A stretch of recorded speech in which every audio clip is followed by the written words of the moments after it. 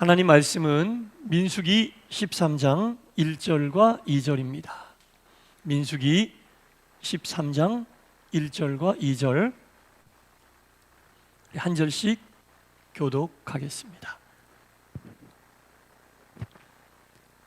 여호와께서 모세에게 말씀하여 이르시되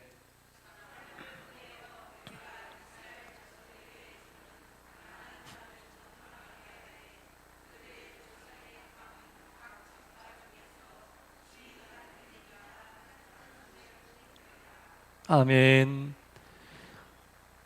오늘 수요예배에 참여하신 여러분 모두에게 하나님의 크신 은혜와 평강이 충만히 임하시기를 간절히 축원합니다.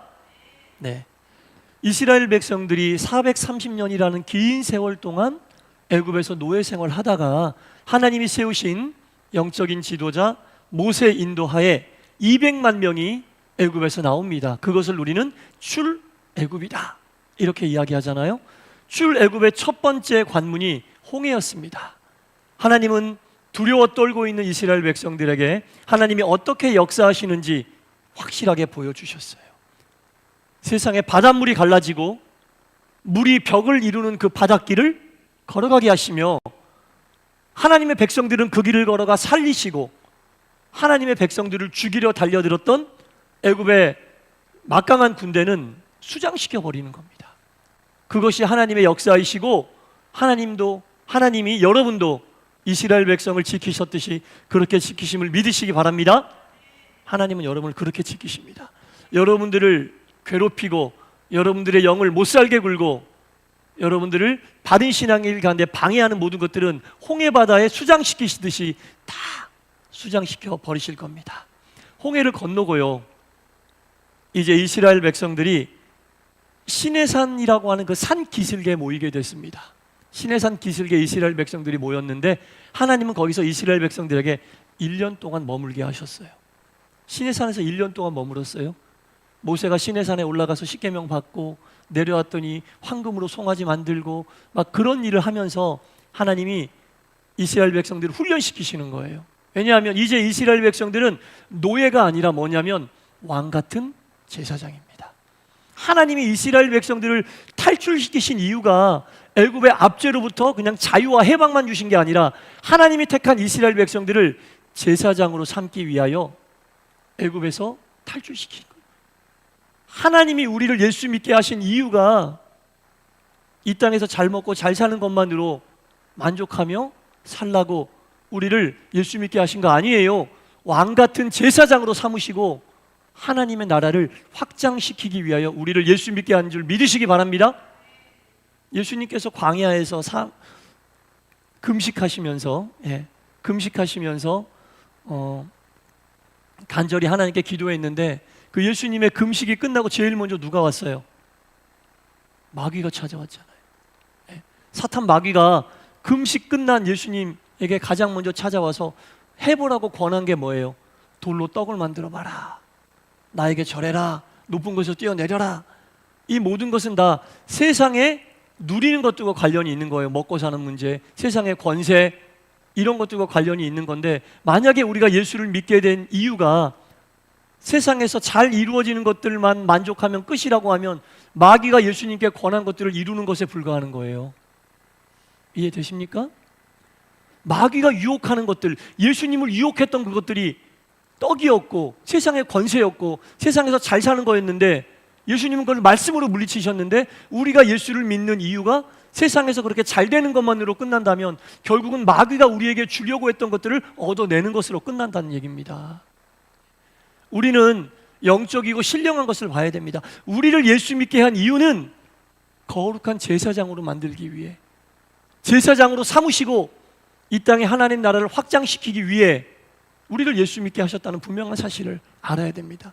이스라엘 백성들도 애굽에서 본인들을 탈출시킨 이유가 애굽의 압제로부터만 해방시키고 자유롭지 못한 삶으로부터 자유롭게만 하려고 우리를 탈출시키셨다, 그렇게 생각하고 있었어요. 그래서 하나님이 1년 동안 시내산 기슭에 머무르게 하면서 모세에게 십계명을 주시고 거기에서 성막을 짓게 하시거든요. 그래서 그 1년의 시간은 어떤 시간이었냐면 성막이라는 학교에서 십계명이라고 하는 교과서를 가지고 하나님이 1년 동안 학습시킨 기간이었어요. 예. 왜 1년 동안 시내산에서 머무르게 하셨으며 그 시내산에서 주신 성막과 십계명의 의미는 무엇인가? 나 애굽에서 탈출되고 자유롭다. 그것만이 하나님이 탈출시킨 이유가 아니라는 것을 깨닫게 하기 위해 1년여의 시간이 필요했던 겁니다. 그래서 그곳에 성막도 주고 성막에서 제사도 드리게 하고 십계명을, 율법을 배우고 익히게 함으로 결국 하나님이 우리를 탈출시키신 이유는 하나님의 제사장으로 삼기 위하여 우리를 애굽에서 끄집어내셨다라는 거죠. 그 이유를 분명하게 하나님이 알려주셨다라는 겁니다. 자, 이제 하나님께서 오늘 본문을 보니까 1년 동안 시내산 기슭에서 공부한 이후에, 공부한 다음에 꼭 뭘 봐야 됩니까, 여러분? 시험을 봐야 되잖아요. 공부를 했으면 시험을 봐야 되잖아요. 네. 얼마나 이들이 애굽의 노예 근성이 빠지고 내가 너희들을 불러낸 이유를 1년 동안 성막과 십계명을 통해 제대로 공부했는지 테스트를 하는 거예요. 그 테스트가 뭐였냐면, 자, 오늘 본문에 보니까 보세요. 하나님이 모세에게 이르셨다라는 겁니다. 테스트를 할 건데 어떻게 테스트할 건지 모세에게 이르셨다라는 겁니다. 2절에 사람을 보내어 내가 이스라엘 자손에게 주는 가나안 땅을 정탐하게 하라. 가나안 땅에 들어갔다 오는 게, 가나안을 보고 오는 게 시험이었어요. 1년 동안 성막과 계명을 통해 열심히 공부해서 하나님의 나라의 제사장으로서 살만한 영적인 상태가 됐는지 하나님이 어떻게 테스트하셨냐면, 가나안 땅, 내가 너희들에게 약속한 젖과 꿀이 흐르는 가나안 땅에 가서 한번 직접 보고 와라. 이게 시험입니다.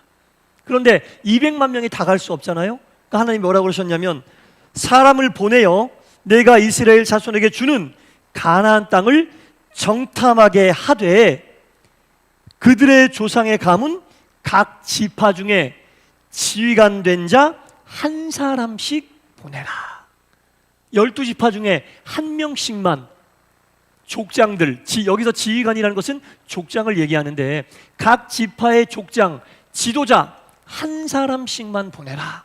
이렇게 말씀하셨습니다. 여러분, 지도자는 뭐예요? 대표성을 띠는 거잖아요. 네. 그 지도자가 어떻게 가나안 땅을 보고 오느냐에 따라 하나님의 합격, 불합격이 결정된다는 겁니다. 네. 여러분, 지도자는 대표성을 띠는 거예요. 지도자가 어떻게 무엇을 보느냐에 따라 그 공동체가 좌지우지되는 겁니다. 이 지도자는 굉장히 중요한 겁니다. 네. 굉장히 중요한 거예요. 하나님이 대표자를 뽑아서 한 사람씩 가나안 땅에 보고 와라. 그러면 내가 그들이 보고 온 것을 어떻게 말하는지 듣고 너희들의 합격과 불합격을 얘기하겠다. 이런 의도가 담겨져 있는 거예요. 1년 동안 시내산 기슭에서 열심히 성막과 십계명을 가지고 공부한 그 12지파의 대표자들이 한 사람씩 뽑혔습니다. 그리고 하나님의 말씀대로 가나안 땅에 들어갔습니다. 40일 동안, 한 달하고 열흘 동안 가나안 땅을 두루 다니면서 도대체 하나님이 약속하신 젖과 꿀이 흐르는, 말로만 들었던 그 가나안 땅이 어떻게 생긴 땅이고 거기에는 어떤 사람이 살고 거기에는 무엇이 있는지 12명이 40일 동안 가나안 땅에 들어갔다 왔어요. 들어갔다 와서 이제 그 결과물을 보고해야 되잖아요. 모세 앞에 섰습니다. 그 12명이 보고를 하는 거예요. 근데 이구동성으로 12명이 똑같이 얘기하는 부분이 있습니다. 그 똑같이 얘기하는 부분이 어떤 부분이냐면, 자, 오늘 본문 한참 뒤에 나오지만 본문 뒤에 나오는 27절을 보면 이렇게 얘기하고 있습니다. 모세에게 말하여 이르되, 그렇죠, 모세에게 보고하는 거 아니겠습니까? 모세에게 말하여 이르되 우리를 보낸 땅에 간즉 과연 그 땅에 젖과 꿀이 흐르는데 이것은 그 땅의 과일이니이다. 과일을 가지고 왔어요. 과연 갔더니 그 땅에 젖과 꿀이 흐르더라. 그것은 무슨 얘기예요? 비옥하다는 얘기죠. 굉장히 풍요롭다는 얘기죠. 굉장히 아름답다는 얘기죠. 실제로 그 과일을 이 정탐꾼들이 들고 왔어요. 그리고 보여주는 거예요. 모세에게 젖과 꿀이 흐르는데 한번 보십시오. 딱 이렇게 내놨습니다. 과일이 얼마나 컸던지 우리가 그런 그림을 한 번쯤은 보셨을 거예요. 긴 장대에 포도송이를 걸고 장정 두 사람이 앞에서 뒤에서 이렇게 짊어지고 가는, 그게 가나안 땅에서 나는 포도송이 한 송이를 가지고 온, 그만큼 가나안이 비옥하고 풍성하다는 얘기입니다. 와, 만세! 우리는 이제 그럼 가나안에 들어가 살면 되겠네. 그렇게 풍요롭고 정말 젖과 꿀이 흐르는 땅, 할렐루야. 하나님, 정말 하나님의 말씀은 1.1획도 거짓이었군요. 감사합니다. 이렇게 기쁨에 들떠 있는데 거기에서 끝났으면 얼마나 좋았겠어요? 거기서 딱 끝나고 가자! 그랬으면 좋았을 텐데 그 다음에 하는 말이 뭡니까? 28절에 보니까 그러나로 나옵니다. 좋은 거 앞에 얘기하고 뒤에 그러나는 뭐예요? 뒤에는 좋은 얘기, 안 좋은 얘기? 안 좋은 얘기가 나올 것이다 라는 거죠. 그 땅 거주민은 강하고 성읍은 견고하고 심이 클 뿐 아니라 거기서 안악자손을 보았다. 안악자손은 거인을 얘기하는 거예요. 거인. 예. 너무너무 젖과 꿀이 흐르고 과일이 크고 먹고 살기 좋고 아름답고 풍성한데 그러나 그 땅의 거주민은 강하더라. 강하다는 얘기 뭐예요? 크고 힘이 세고 이미 들어와 살고 있더라. 그들이 쌓은 성은 너무 견고하고 커서 우리가 그 성을 함락할 수 있을까? 의문이 든다. 그런 얘기입니다. 한마디로 좋긴 좋은데 무섭다는 얘기죠. 좋긴 좋은데 두렵다는 얘기죠. 예. 좋긴 좋은데 무섭고 두려워요, 여러분. 그 땅 거주민과 싸울 생각을 하니 겁이 나고 당장이라도 도망가고 싶어. 그러니까는 하나님이 약속하신 가나안 땅이 뭐란 얘기예요? 우리 이스라엘 백성들에게는 그림의 떡이다. 그림의 떡이다. 좋은 건 알겠는데 먹지도 못하고 냄새도 못 맡고 그냥 멀찌감치 떨어져서 남들이 먹는 거 구경만 하는 그림의 떡이더라. 그 말하고 있는 거예요. 처음에 좋았는데 백성들이 두 번째 이야기를 듣고 이제는 동요하기 시작합니다. 웅성웅성웅성웅성웅성. 별 얘기가 다 나왔겠죠. 여기서 개죽음 당하는구나. 별 얘기가 다 나왔습니다. 그때 한 사람이 나타났는데 갈렙이라는 사람이 나타났습니다. 갈렙이라는 사람이 나타나서 앞에 이야기했던 정탐꾼들과 다른 이야기를 합니다. 10사람이 이야기했던 의견과 다른 얘기를 합니다. 30절에 보니까 제가 읽어볼게요. 갈렙이 모세 앞에서 백성을 조용하게 하고 웅성웅성 거리잖아요. 그림의 떡이란 얘기를 듣고 이제 어떡하냐, 좋다가 말았네. 웅성웅성 하니까 갈렙이 딱 나타나서 백성들을 조용히 시키고 이르되 우리가 곧 올라가서 그 땅을 취하자. 능히 이기리라. 갈렙이 이렇게 얘기하는 겁니다. 다른 사람들은 다 무섭고 떨려서 좋긴 좋은데 못 가. 가면 죽어. 거인들이 우리를 가만히 두겠어? 자기 땅을 뺏기겠어? 이 좋은 땅을 뺏기겠어? 가면 우린 죽는 거야. 백성들이 웅성웅성하는데 갈렙이 딱 나타나서 우리가 능히 이기리라. 가자. 이렇게 얘기하는 겁니다. 앞에 부정적이고 겁먹은 그 정탐꾼들과는 달리 긍정적이며 할 수 있다라는 얘기를 하는 겁니다. 이 할 수 있다의 근거가 뭐겠어요, 여러분? 갈렙이 객기가 있어서 그랬겠어요? 10명보다 더 용기가 있어서 그랬겠어요? 아닙니다. 갈렙은 앞에 얘기했던 족장들 10사람의 지도자와는 다른 것을 보고 있었던 거죠. 다른 것을 보고 있었던 겁니다. 여러분, 하나님을 믿는다는 것은 안 보이는 하나님을 믿는 거예요. 안 보이는 하나님을 믿는 거예요. 영의 세계예요, 여러분. 우리가 신앙생활하는 걸 육의 세계라고 생각하면 안 됩니다. 하나님을 믿는 것은 영의 세계, 안 보이는 하나님을 믿는 거예요. 하나님의 말씀이 보입니까? 말씀은 안 보이는 말씀을 우리가 믿고 의지하며 따라 나가는 게 믿음 생활입니다. 예. 안 보이는 하나님을 믿고 안 보이는 하나님이 하신 그 말씀, 안 보이는 말씀을 믿고 우리가 그 말씀을 믿고 나가는 거잖아요.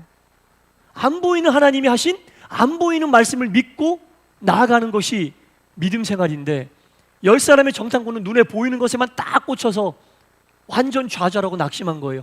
이제까지 여기까지 온 게 보이는 것들을 보고 온 게 아니잖아요. 안 보이는 하나님께서 안 보이는 말씀으로 가나안 땅으로 가라, 너희들에게 약속한 땅이다라고 말씀하신 안 보이는 말씀을 믿고 여기까지 왔는데 막상 현실에 눈에 보이는 게 딱 보여지니까 커다란 거인 족속이 보여지고 막 그러니까 현실에 딱 매몰돼서 안 보이던 믿음이 완전히 덮여버린 거예요. 그러나 갈렙은 끝까지 안 보이는 그 하나님의 말씀을 굳건하게 믿고 그 말씀대로 행한 겁니다. 안 보이는 하나님, 안 보이는 말씀을 믿고 왔는데 현실이 딱 덮쳐버리니까 그 믿음이 현실 속에 완전히 딱 덮여버린 거예요. 그러나 갈렙만은 그 상황 속에서도 안 보이는 하나님이 하신 안 보이는 말씀을 끝까지 붙들고 지금 견디고 버티고 있는 거예요. 12사람이 갔는데 10명이 반대하는 일을 나 혼자, 아무리 봐도 현실적으로 봐도 말도 안 되는, 이 10사람이 하는 말이 맞는데 나 혼자 그것을 우긴다고 그게 되겠습니까? 용기만 가지고 되겠습니까? 아니죠.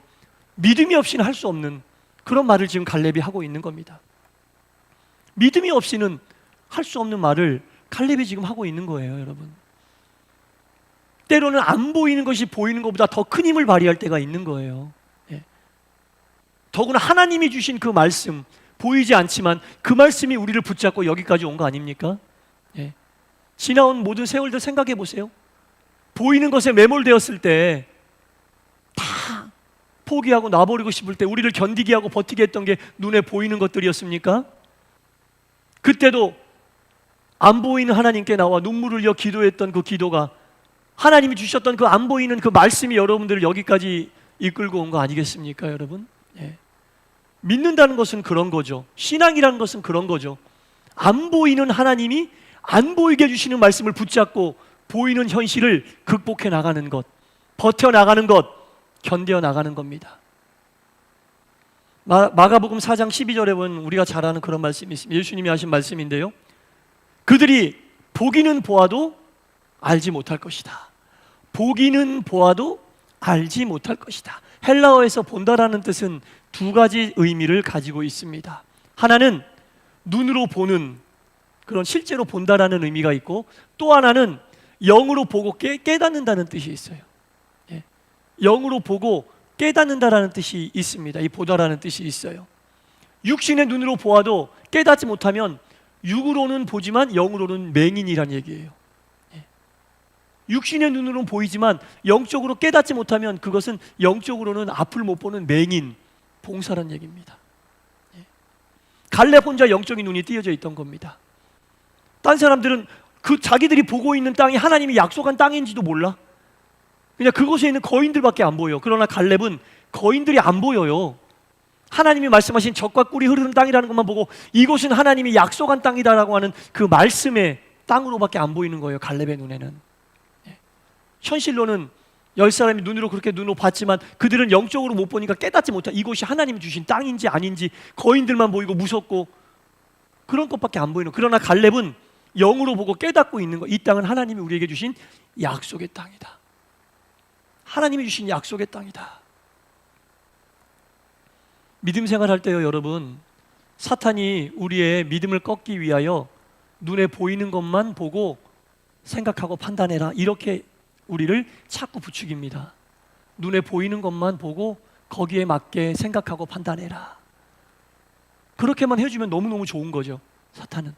네. 그러나 주님이 우리에게 원하시는 것은 육신의 눈을 뜰 뿐 아니라 영적으로도 보고 깨닫기를 원하신다는 겁니다. 똑같은 것을 보고 다르게 생각하고, 육안으로 보지 못하는 것을 영으로 보고 하나님의 말씀을 기억하기를 원하신다라는 겁니다. 여러분, 눈에 보이지 않는 말씀이 무너지면 신앙은 무너져 버리는 거예요. 예. 말씀이 무너져 버리면 신앙은 무너집니다. 예. 그걸 분명히 아셔야 돼요. 말씀 빼고 나 딴 거 다 잘하는데, 말씀 빼고 딴 거 다 잘하는 교회, 여러분 위태위태한 거죠. 예. 말씀이 곧 하나님이신데 말씀 빼고 도대체 뭘 하겠다는 거예요. 말씀이 하나님이시잖아요. 하나님이 유일하게 당신을 우리에게 보여주시는 유일한 방법, 말씀. 말씀으로밖에는 당신을 우리에게 설명 안 하시거든요. 예. 그 말씀 빼고 도대체 뭘 하겠다는 겁니까? 말씀이 무너지면 신앙이 다 무너지는 거예요. 예. 말씀이 없는 교회는 위태위태, 늘 위태위태한 겁니다. 딴 거 다 잘해도 예, 말씀이 없는 교회는 그런 교회예요. 말씀이 없는 성도, 예, 말씀이 없는 목사, 위태위태한 겁니다, 여러분. 10사람의 정탐꾼에게는 없었던 말씀이 갈렙에게는 있었던 겁니다. 눈으로 보고 생각하고 판단하면 일희일비하는 일이 아주 비일비재해요. 예. 현 상황 보고, 그러니까 이스라엘 백성들이 10사람이 정탐꾼이 와 거기 젖과 꿀이 흘러 과일이 많아 와 일희했는데 바로 그 다음에 거기 사는 거인들이 커 싸움도 잘해 우리는 가면 메뚜기야 죽어 일비하고 일희일비가 그냥 롤러코스터를 타는 거예요. 믿음 생활이 그래 버리는 거예요, 여러분. 안정적이지 못하고 말씀 붙잡고 중심을 잡지 못하면 신앙생활이 그냥 롤러코스터예요. 믿는 사람들이 교회가 그냥 롤러코스터 타고 왔다 갔다 하는 거예요, 여러분. 그러나 말씀 붙잡고 있는 교회는 항상 든든하고 안정됩니다, 여러분. 뭘 하지 않아도 든든하고 안정된 교회가 되는 거예요. 그게 말씀의 힘입니다, 여러분. 그게 말씀의 힘이고 교회가 가져야 될 힘, 성도가 가져야 될 힘이 바로 거기에 있는 거예요. 10사람의 정탐꾼의 믿음으로 믿음의 길 가시겠습니까? 여호수아와 갈렙의 믿음으로 말씀 붙잡고 믿음의 길 가시겠습니까, 여러분? 정말 사탄 마귀가 원하는 불신앙은 겉으로 보여지는 상황만 보고 본질을 꿰뚫지 못하게 합니다. 그러나 참신앙은 상황이 어려워도 그 속에 있는 본질을 꿰뚫게 합니다. 말씀을 통해 본질을 꿰뚫게 해요. 불신앙은 두려움과 패배의식만 주지만 참신앙은 그 속에서도 믿음과 용기를 우리에게 주는 거예요. 10명이 반대하는데 자기 혼자 그걸 어떻게 이야기하겠어요? 거기 있는 사람들 다 봐도 10사람 말이 맞는 것 같은데 거기서 어떻게 나가자 싸우자 이 얘기를 어떻게 하겠습니까? 개인적인 용기 가지고 그게 가능한 일이겠습니까? 말씀을 의지하지 않으면 갈렙도 10사람을 따라갈 수밖에 없는데 갈렙에게는 말씀이 있었던 거예요. 하나님이 약속하신 그 말씀, 내가 너희에게 말한 그 말씀. 물론 두려웠겠죠. 여러분, 여호수아와 갈렙이 이렇게 얘기했다고 그들의 마음속에 두려움이 없었을 거라고 생각하시면 안 돼요. 그들에게도 두려움이 있었어요. 제가 언젠가 책을 읽다가 이런 글을 본 적이 있거든요. 모든 사람들은 다 두려워한다. 믿음의 사람들도 다 두려워한다. 그러나 두려움 속에서라도 그 일을 행해라. 두려움 속에서라도 그 일을 행해라. 홍해 앞에 섰을 때 얼마나 두려웠겠어요. 그러나 모세는 행했습니다. 골리앗 앞에 섰을 때 얼마나 다윗이 안 무서웠을 거라고 생각하지 마세요. 다윗 엄청 무서웠을 거. 왜 안 무서워? 무섭죠. 어떻게 골리앗 앞에 선 소년이 안 무섭겠습니까, 여러분? 무서울 수밖에 없는 거 아닙니까? 그럼에도 불구하고 다윗은 행했습니다. 두려우나 행하는 거죠, 여러분. 아브라함이 본토 친척 아비집을 떠날 때 왜 안 두려웠겠어요? 몇 대째 거기서 살고 안정적으로 살았는데 하나님이 떠나라고 하는데 왜 안 두려웠겠어요? 그러나 두려운 마음으로도 떠났습니다. 두렵더라도 행해라. 그게 굉장히 임팩트 있게 그냥 탁 꽂혔는데 두렵더라도 행하는 게 믿음입니다. 갈렙이 그 이야기 했을 때 안 두려웠을 거라고 생각하십니까? 두려웠어요, 여러분. 자칫 자기가 한 말만 믿고 사람들이 와서 그냥 가나안에 들어가서 거인족 속에게 다 몰살당하면 그 책임 누가 져요? 별별 생각이 다 났을 거예요. 두려웠을 거예요. 그럼에도 불구하고 갈렙은 말씀을 붙잡고 행한 겁니다. 두렵지 않아서 행한 게 아니에요. 다윗도 그랬고 모세도 그랬고 두렵지 않아서 담대한 마음을 가지고 행한 거 아닙니다. 두려웠으나 말씀을 붙잡고 행한 겁니다, 여러분. 두려웠으나 걱정이 전혀 안 되는 것은 아니었으나 행한 겁니다. 두렵더라도 행하는 것이 믿음이죠. 그 두려움이 다 떨쳐진 다음에 행해야지. 그러면 기회조차도 못 잡아요. 두려움이 없는 날이 없으니까, 불안함이 없는 날이 없으니까. 나 이거 두려움 다 떨치면 해야지, 이 불안함 다 없으면 해야지. 그런 날이 없어요, 살면서 하루도. 두렵더라도 행하는 게 믿음이죠. 갈렙도 두렵지만 행했어요. 모세도 두렵지만 행했어요.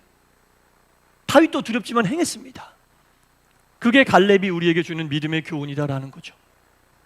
사랑하는 성도 여러분, 그리스도인들이 살면서 신경 쓰고 해야 될 일은 현재 내가 어떤 정보를 가지고 있고 나에게 어떤 능력이 있고 내 배경이 어떤지 모두 종합해서 상황을 판단하고 합리적으로 그 일을 풀어나가는 것이 아닙니다. 내 안에 과연 하나님의 말씀이 있는지, 내가 행하려고 하는 이 방법이 하나님의 방법이 맞는지, 내가 말씀 안에 말씀을 붙잡고 서 있는지, 그것을 점검하는 일이죠. 모세가 상황을 봤을 때 홍해를 가를 만한 상황이 요만큼이라도 있었어요? 다윗이 골리앗 앞에 섰을 때 골리앗을 이길 만한 상황이 요만큼이라도 있었어요? 자기가 가지고 있는 정보나 지식으로는 절대로 할 수 없는 일들이었어요. 그거 가지고 상황을 판단했다가는 평생 홍해 앞에 서 있었을 겁니다. 골리앗 앞에서 도망치고 말았을 겁니다. 그러나 하나님의 말씀을 가지고 말씀이 주는 담대함으로 행했을 때 역사는 하나님이 행하신 겁니다. 역사는 하나님이 행하신 겁니다. 우리가 살면서 홍해 앞에 서 있는 두려움, 골리앗 앞에 서 있는 두려움, 본토 친척 아비집을 떠나라고 말씀하시는 하나님의 말씀 앞에 서 있는 두려움이 있다 할지라도 말씀을 붙잡고 내가 말씀 안에 있는가, 하나님의 방법, 예수님의 방법을 택하고 있는가, 그것으로 여러분들이 나아갈 길을 판단하시고 온전한 믿음의 길 가시기를 주님의 이름으로 간절히 축원합니다. 기도하겠습니다. 하나님은 시내산 기슭에서 1년간 성막과 십계명으로 제사장 훈련을 시킨 후에 12지파 중 한 사람씩 지도자 족장들을 뽑아 가나안 땅을 정탐하고 오게 하십니다. 12명이 갔는데 10명은 부정적이고 안 된다고 현실을 보고 좌절하고 낙심하고 있습니다. 갈렙도 똑같이 두려웠겠죠. 똑같은 것을 보고 왔으니까. 그러나 10사람에게 없었던 것이 갈렙에게는 있었습니다. 하나님의 말씀의 약속을 믿었고 두렵지만 말씀대로 행하고자 하는 믿음이 있었습니다. 우리가 세상을 살아가면서 갈렙과 같은 입장에 서 있을 때도 있고, 홍해 앞에 서 있는 모세의 입장에 서 있을 때도 있고, 골리앗 앞에 서 있는 다윗의 입장에 서 있을 때도 있습니다. 물론 모두 다 두려운 상황입니다만 갈렙이 보여줬던 것처럼, 모세가 보여줬던 것처럼, 다윗이 보여줬던 것처럼 두려움에도 불구하고 말씀 따라 행하게 하여 주시옵소서. 그것이 믿음임을 알고 나아가게 하여 주옵소서. 예수님 이름으로 기도드리옵나이다. 아멘.